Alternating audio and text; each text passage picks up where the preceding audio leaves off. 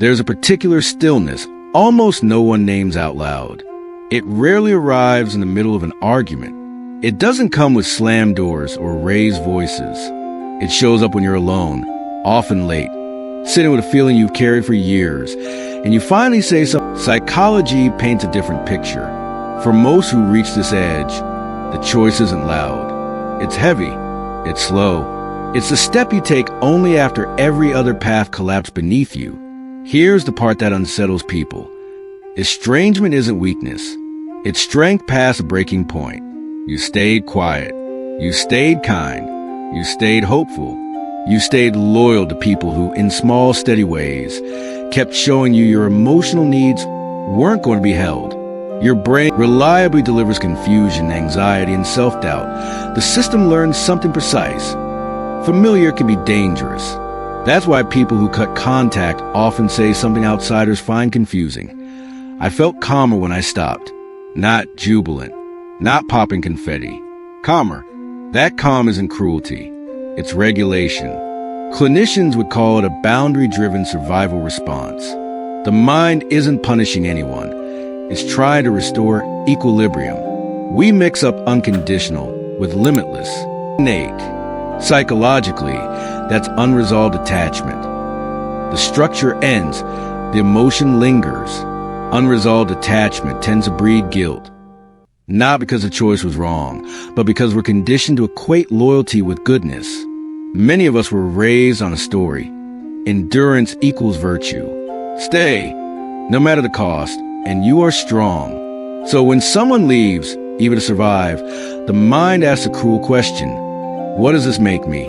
The internal conflict spikes. It learns to expect disappointment. In that state, distance isn't a punishment. It's prevention. Another misconception. Cutting off family doesn't mean erasing history. Often it means remembering more accurately. Adult awareness reframes what childhood normalized. As kids, we accommodate what we're given. As adults, we can name what we lived. And naming is catalytic. That's just how they are becomes, this is how it landed on me. Once you see, you can't unsee. Here's something else rarely acknowledged. People who make this choice are usually deeply relational. They care intensely. That's why they finally hit a wall. The emotionally detached rarely wrestle like this. The emotionally attuned do. The same sensitivity that makes someone compassionate also makes prolonged harm intolerable. And that sensitivity doesn't flip off after the cutoff. It redirects. Care spills into friendships, chosen kin, creative work, inner growth. It's not replacement, provides clarity. That doesn't anoint heroes and villains. It names limits. Many estrangements are born from misalignment, different emotional languages, different thresholds, different capacities for accountability. Leave those differences unaddressed long enough, and silence becomes the loudest option left. Sooner or later, nearly everyone involved asks the same question, even if they don't voice it. Could this ever change? The answer isn't tucked inside the calendar. Time by itself doesn't heal relational wounds. It just pushes them further out on the timeline. Change comes from pattern interruption, awareness, reflection, and consistent behavior that makes safety feel possible. When being safe matters more than being right. When listening replaces defensiveness. When curiosity edges out control, reconciliation can begin. And it often begins quietly inside before any contact starts. Without that shift, distance calcifies. For many, it does.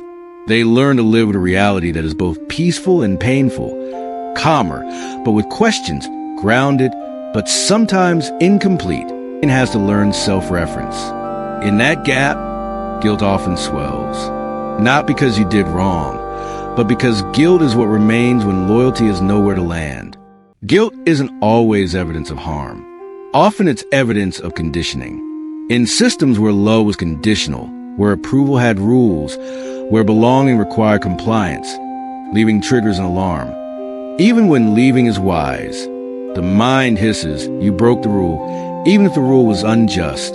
That's why people feel guilt even while becoming calmer, healthier, more stable than they've been in years.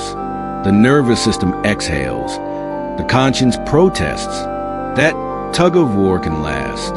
Research on boundaries suggests guilt peaks not at separation, but during growth, when you start feeling better. Feeling better invites a brutal thought. If I'm okay now, why didn't I go sooner? Shame often sneaks in wearing responsibilities' clothes.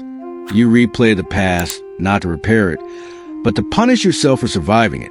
This is where self-compassion stops being a slogan and becomes a neurological requirement. Brains don't heal catching the cues you were trained to ignore, the tone that makes your chest tighten, the expectation that triggers over-explaining, the way obligation mimics love. That awareness isn't bitterness.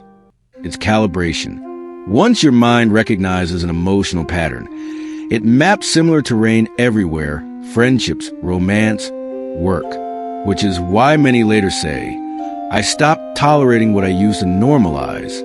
They become less patient with inconsistency, less willing to overfunction, less likely to mistake familiarity for trust. As standards rise, circles shrink.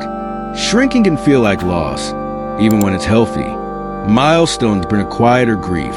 Birthdays, achievements, moments, how limitations are inherited, how harm can happen without intent.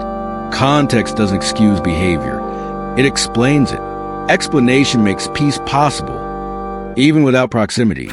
Eventually, many reach a place where the cutoff no longer defines them. It turns from title to chapter. They talk about it with less voltage, think about it less often, carry it more lightly. Not because it stopped mattering, but because they stopped orbiting it. Life stretches again. Goals distance wasn't the aim. It was a consequence of seeing clearly. And clarity, once earned, changes how a person moves through the world for good. Quieter, stronger, more rooted, not flawless, but real,